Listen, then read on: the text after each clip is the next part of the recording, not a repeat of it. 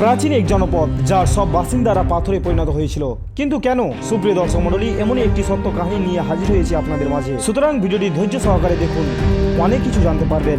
বলছি ইতালির বিখ্যাত পাম্পের নগরীর কথা। প্রচন্ড রকমের অর্থাৎ ভয়ঙ্কর এবং জঘন্যতম পাপে ডুবে থাকা এই জাতি মাত্র কয়েক ঘন্টার মধ্যেই মহান রব্বুল আলামিন আল্লাহ পাক ধ্বংস করে দিয়েছিলেন। কিন্তু কেন মহান রব্বুল আলামিন আল্লাহ পাক এই জাতিকে মাত্র কয়েক ঘন্টার মধ্যেই ধ্বংস করে দিয়েছিলেন? কি ছিল এর রহস্য? এটি কি ছিল মহান রব্বুল আলামিন আল্লাহ পাকের পক্ষ থেকে কোনো ভয়ঙ্কর আযাব? এই সম্পর্কে মহান রব্বুল আলামিন আল্লাহ পাক পবিত্র কোরআনে কি বলেছেন? কি লুকিয়ে আছে এর রহস্য? ধারণা করা হয় বর্তমান ইতালির দক্ষিণে মাউন্ট ভেসুয়াসের পাদদেশে খ্রিস্টীয় প্রথম শতকে গড়ে উঠেছিল পম্পেই নগরী। পরবর্তীতে শহরটি চলে যায় রোমান সভ্যতার দখলে।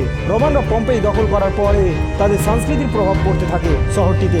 ধীরে ধীরে শহরে গড়ে উঠে ছোট বড় বিভিন্ন আকারের মদের বাঁধ। পম্প নগরীতে মদের দোকানগুলো, যেগুলোকে থার্মোপোলিয়া বলা হতো, বেশ প্রচলিত ছিল এই মদের দোকানগুলো। এগুলো রোমান সভ্যতার দৈনন্দিন জীবনের একটি অবিচ্ছেদ্য অংশ ছিল এবং সামাজিক মেলামেশার কেন্দ্রস্থল হিসেবে কাজ করত। প্রত্নতাত্ত্বিক খনন থেকে জানা যায় যে পম্পেতে প্রায় 150টিরও বেশি মদের দোকান অর্থাৎ থার্মোপোলিয়া ছিল। পতিতালয় আর গ্ল্যাডিয়েটর ম্যাচ শহরটিতে ধীরে ধীরে বাড়তে থাকে অবৈধ জনাচার। পম্পের টুইরাসের অফিসিয়াল ওয়েবসাইটে তথ্য মতে শহরটিতে অত্যন্ত 25টি আলাদা আলাদা পতিতালয়ের সন্ধান পাওয়া যায়। এছাড়াও শহরের বিভিন্ন দেওয়ালে বেশ কিছু খোলামেলা চিত্রও পাওয়া যায়। এদের মধ্যে সবচেয়ে বিখ্যাত এবং ভালোভাবে সংরক্ষিত একটি পতিতালয় হলো লুনার গ্ল্যান্ডে। এটি ছিল পম্পের সবচেয়ে বড় এবং পরিচিত পতিতালয়। এই পতিতালয়ের কিছু বৈশিষ্ট্য রয়েছিল। এটি 2 তলার একটি ভবন ছিল। নিচতলে ছোট ছোট কক্ষ ছিল যেখানে বিছানার ব্যবস্থা ছিল এবং দেওয়ালের গায়ে বিভিন্ন চিত্রকর্ম আঁকা ছিল। এই চিত্রগুলো বিভিন্ন জৈন দৃশ্য প্রদর্শন করত। দ্বিতীয় তলাটি সম্ভবত ধনী বা অভিজাত গ্রাহকদের জন্য সংরক্ষিত ছিল। পাম্পের নগরীর বেশিরভাগ পতিতালয়ের দেওয়ালে বিভিন্ন অশ্লীল চিত্র আঁকা ছিল। এগুলো সম্ভবত গ্রাহকদের আকৃষ্ট করার জন্য তৈরি করা হয়েছিল। কিন্তু কিছু গবেষক মনে করেন এই চিত্রগুলো মেনু হিসেবে কাজ করত। পতিতালয়ে কর্মরত নারীরা বেশিরভাগই দাসী বা দরিদ্র পরিবার থেকে আসা নারী ছিল। তাদের জীবন ছিল অত্যন্ত কষ্টকর। এই ধরনের কাজ তাদের জন্য বাধ্যতামূলক ছিল এবং তারা কোনো সামাজিক মর্যাদা পেত না।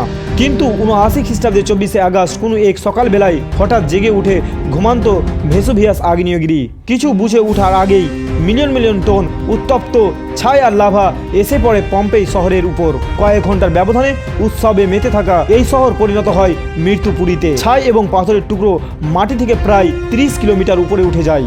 নাগরীর ঘর বাড়ি, মানুষজন, এমনকি পশু পাখিও উত্তপ্ত ছাই ও লাভার নিচে চাপা পড়ে। পরে ধীরে ধীরে সেই ছাই জমাট বেঁধে হারিয়ে যায় শহরের চিহ্ন। লাভা এবং ছায়ের স্তর পুরো শহরকে ঢেকে ফেলে। আনুমানিক 16,000 মানুষ মারা যায়। 1600 শতকের শেষের দিকে ডোমিনিও কোপ ফ্রন্টানা নামের এক আর্কিটেক্ট খুঁজে পান এই শহরটি। পরে বিভিন্ন গবেষক ও প্রত্নতাত্ত্বিকরা মিলে উদ্ধার করেন এই শহর। ছাই এবং লাভার নিচে চাপা পড়ে থাকা মানুষের দেহগুলো ওই অবস্থায় প্রায় 2000 বছরের ছিল। ফলে তাদের শরীরে চামড়া মাংস কিছুই না থাকলেও সেই আকৃতিটা রয়ে গিয়েছে। গবেষকরা সেই আকৃতির মধ্যে গলিত প্লাস্টার ঢেলে দেন, আর প্লাস্টার শক্ত হলে বেরিয়ে আসে সেই অভিশপ্ত নগরীর লোকদের অবস্থা। মৃতদেহগুলোকে দেখলে মনে হবে যেন সেগুলো পাথরের তৈরি বা তারা পাথর হয়ে গিয়েছিল। কিন্তু মূলত এগুলো প্লাস্টার দিয়ে কাস্ট পদ্ধতিতে কৃত্রিমভাবে তৈরি করা। কৃত্রিম হলেও মরদেহগুলোর চোখ মুখের আতঙ্ক আর ভাবভঙ্গির বাঁচার আকুতি ছিল আসল। পাম্পেই টুরিস্ট ওয়েবসাইটের তথ্য মতে শহরটি থেকে অত্যন্ত 1150টি মরদেহ উদ্ধার করা হয়, আর বছরের পর বছর সেগুলো একইভাবে রয়ে গিয়েছে। এই পাম্পেই নগরী ধ্বংসের কারণ কি? তাদের পাপাচার কিনা, বা পবিত্র কোরআনে মহান রব্বুল আলামিন আল্লাহ পাক তাদের নিয়ে কিছু বলেছে কিনা, এই বিষয়ে কিছুটা ভিন্ন মত রয়েছে। যদিও পাম্প নগরীর বা এই জাতির নাম পরিষ্কারভাবে পবিত্র কোরআনের উল্লেখ নেই, কিন্তু সূরা ইয়াসিন অধ্যায় 36 আয়াত 67 নম্বরে মহান রব্বুল আলামিন আল্লাহ পাক পবিত্র কোরআনে ঘোষণা করে বলেছেন, আর আমি যদি চাইতাম তবে তাদেরকে তাদের স্থানে আকৃতি হারিয়ে দিতাম, ফলে তারা এগিয়ে যেতে পারতো না পিছনে ফিরে আসতে পারত। এই আয়াতে মহান রব্বুল আলামিন আল্লাহ পাক বলেন, তার ইচ্ছা থাকলে তিনি সৃষ্টি করা প্রাণীর অবস্থান, আকৃতি বা গঠন এমনভাবে পরিবর্তন করে দিতে পারেন যাতে তারা আর আগানো বা পশ্চাৎসরণ করতে পারত না। এই ব্যাখ্যায় মাসাখা শব্দটি ব্যবহার হয়েছে, যার অর্থ আকৃতি হারানো বা রূপান্তরিত করে অচল করা, যা আল্লাহর সর্বব্যাপী ক্ষমতার পরিচায়ক।